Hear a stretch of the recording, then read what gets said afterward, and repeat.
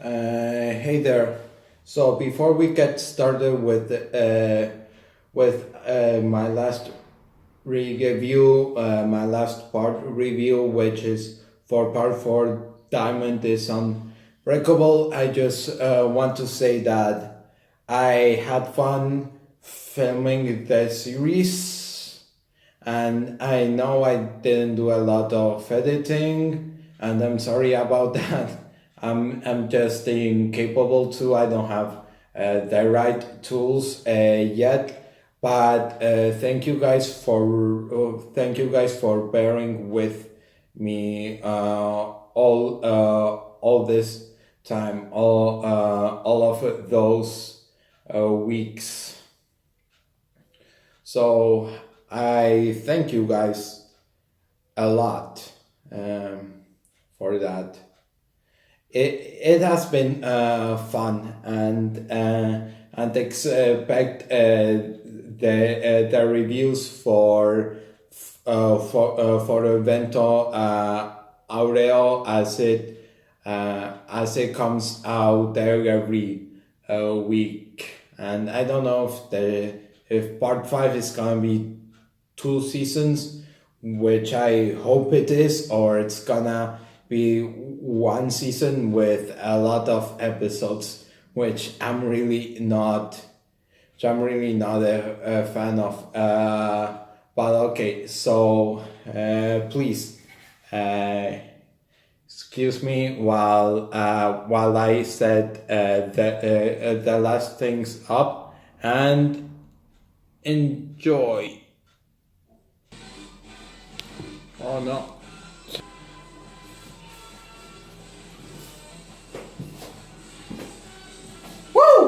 So, I apologize guys for my failings earlier. This tripod sucks. This is probably not a straight angle, but who cares? We're here. Series finale. Part 4. Diamond is Unbreakable. Man, and I am the only one, I bet I am the only one who is really hyped about this. Please change my mind. Okay. After the ending of part 3, part 3 was the epic conclusion to the long time family rivalry. Yeah, would like to say that between the Joestars and the Dio. So, after that, where do we go next? Well, the answer is obvious. We go to Morioh for part 4. Diamond is Unbreakable. So, I really hope the music is not too loud. I hope I don't get copy strike. And if the music is really loud, I'll just go turn it down, or I can speak up. Cause man, I'm really hyped up about this. This is my favorite part, and I'll go tell you why. Okay, so as you heard, one town, Morioh. So compared to part 3, part 4 has a small scale. Oh, and if you wonder why all this are here, I just don't have enough part 4 merch, so I put all of my JoJo merch together, cause this is the series finale. And I know I said it a bunch of times, but I'm really hyped. Okay, so compared to part 3, part 4 is a small scale story taking place in one single town, the town of Morioh. Okay, so what it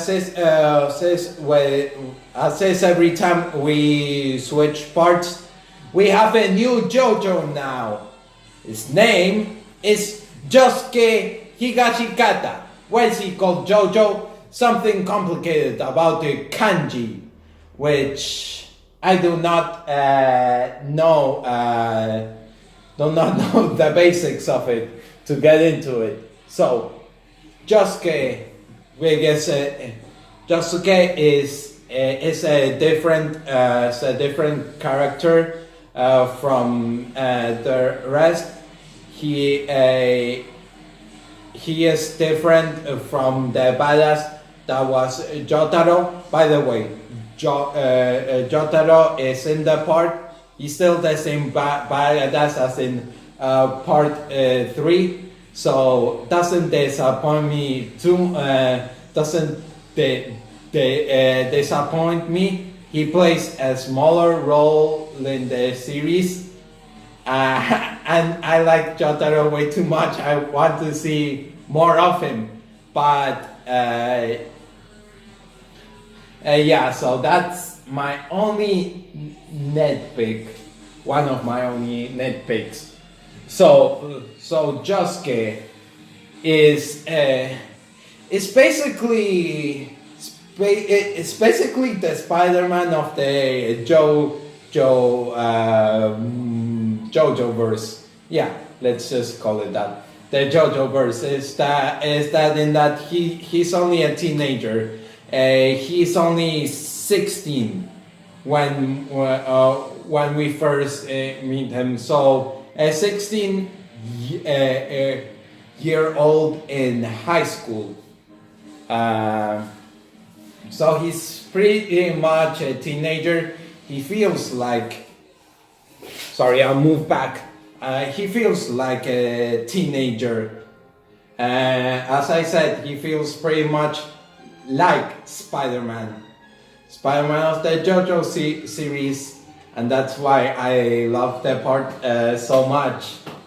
So he's similar to Spider-Man also because of his stand power. By the way, stands are pretty much a thing all the way through to part 8.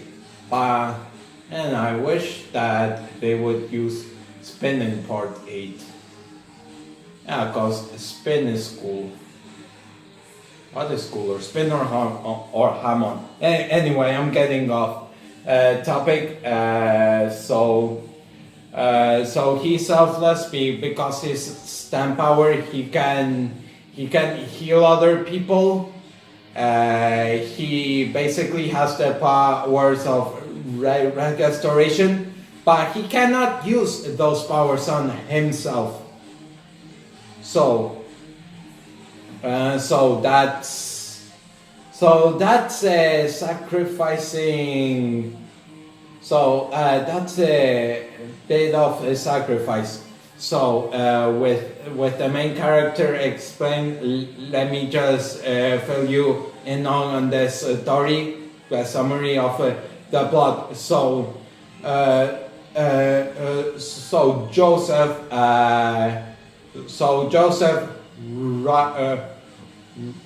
Joseph makes his final well. I'm sorry, it's hard for me to say that Joseph is gonna die someday. so his final well, and when he thinks of spreading his riches amongst his family, when he finds out about his illegitimate son, Josuke Higashikata. So Joseph had an affair back in 1962. He had an affair with a Japanese student, basically, and now he has a son in Japan.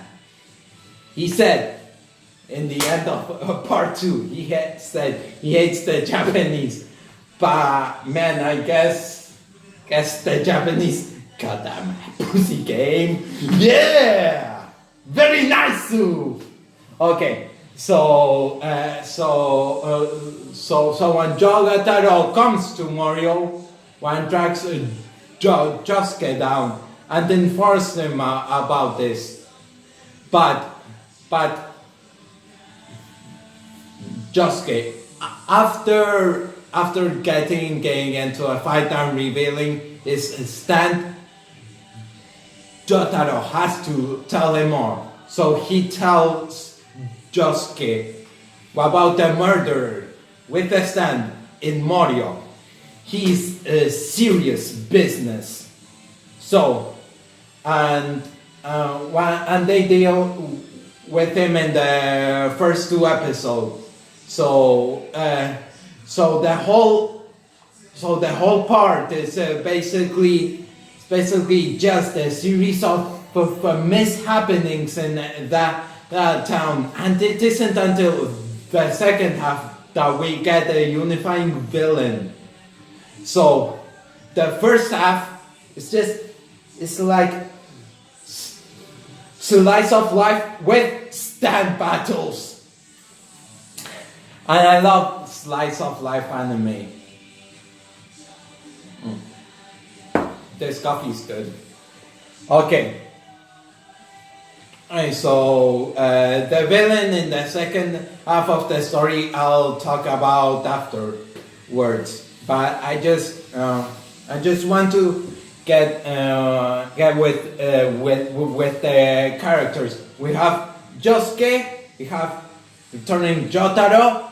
Jotaro, who is much kinder than in part 3, but who's still a badass, and has gained the ability to stop time, which isn't really a spoiler because you can see it at the end of part 3. Okay, so on Koichi, we have Koichi. The first new character we get introduced to in Diamond is Unbreakable. The story is from his perspective for some time. With his perspective, so he doesn't have a stand ability yet. He gets it in later episodes. So yeah, he's a friend of Josuke and a normal guy for the time being. I'm talking about the first couple of episodes. Then we have my favorite character in the part. We have Okuyasu, who is first introduced as a villain of a small arc, and then after he is taking care of his older brother, because Okuyasu cannot live by himself because he's kind of an idiot. So after his brother dies, he befriends Josuke and kind of wants to bang his mom, but I mean, who doesn't? I mean, Joseph already did it, and he was married. Man, lucky Joseph. So yeah, Okuyasu is kind of an idiot, and he has this overpowered stand. It's called the hand, basically, to raises the space with his right hand. Yeah. And doom. But Okuyasu is an idiot and cannot use the stand ability to its full potential. So that's the thing I love about him. It's that he's an idiot. I'm an idiot. So we can relate in that. So we are lovable idiots. So now we get to Rohan, one of the best characters in the part, according to Araki, because he's his favorite. Has a lot of series, a series of one shots. He has two OVAs.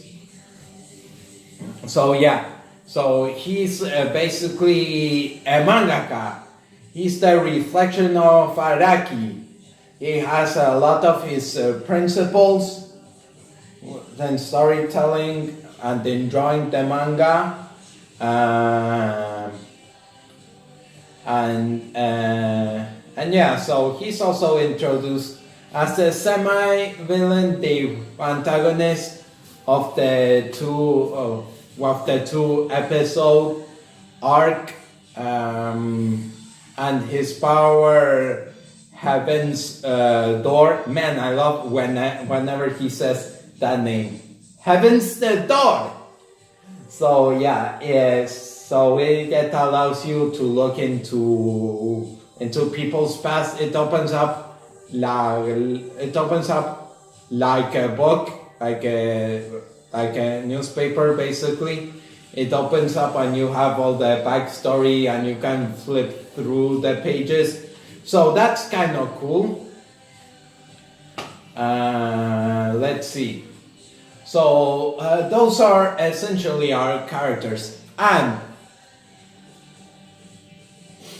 the return of Joseph. Because it wasn't enough to have him be the protagonist of part 2, to be the leader of the Stardust Crusaders in part 3. But he returns in part 4, and guess he's kind of a sad guy now because he's a senile old man who is too old to be instant battles. So he's like then Glogover, except wait, Joseph defeated Predator? Well, I don't think so. But anyway, he defeated God. Okay, so Joseph, I kind of compare him to a Stanley cameo, to Stanley because Stanley is also this old man who seems rusty for doing the things he does. He's rusty, but man, he has those shining moments. They both have those shining moments. Those moments reflects their youth, and I love those. I love that thing. Joseph sometimes is funny in part 4. No, he doesn't appear for a lot of it, but every time he does, nice. It's golden. Well, let's go over some stand battles and then we'll finish part 1 of the episode. Okay, shall we? Oh. Okay, so the stand battles are so creative because in part 3 every stand user is after the Stardust Crusaders, but in this one, a new stand user can either be friend or foe. So you are not sure. When that feeling of uneasiness if somebody is a good guy or a bad guy just because he/she has a stand, can be intense. For example, in episode 10, this is illustrated the best when Josuke and Tokiyasu go eat Italian food. It's one of my favorite episodes. So yeah, so the stand battles are creative because some stands are not for combat. For example, there is this one stand lock that if you feel guilty towards the stand user because you may have done something mean to him. He basically he puts a lock on your chest, and it gets heavier and heavier the more killed. So when he uses it for his own gain, he's basically a con man. So when there is this one stand in the last quarter of the story who has the coolest power ever.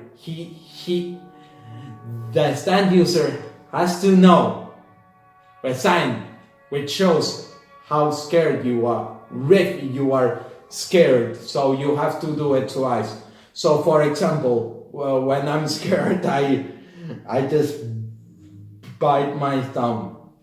If the stand user sees it once, that is the thing that I do to show that I'm scared. If I do it again, I get trapped inside this piece of paper. It's so creative with the stands, and that is one of the bad things about part 3 is that stands, their abilities were limited, more or less. Yeah, so that was the bad thing about stands in part 3. But in part 4, you can see it is fixed. The system is fixed, and it's beneficial for the rest of the parts which follow suit. So basically part 3 took a bullet for part 4 right there. So yeah, that's basically it. I'll see you again for part 2. Hold on.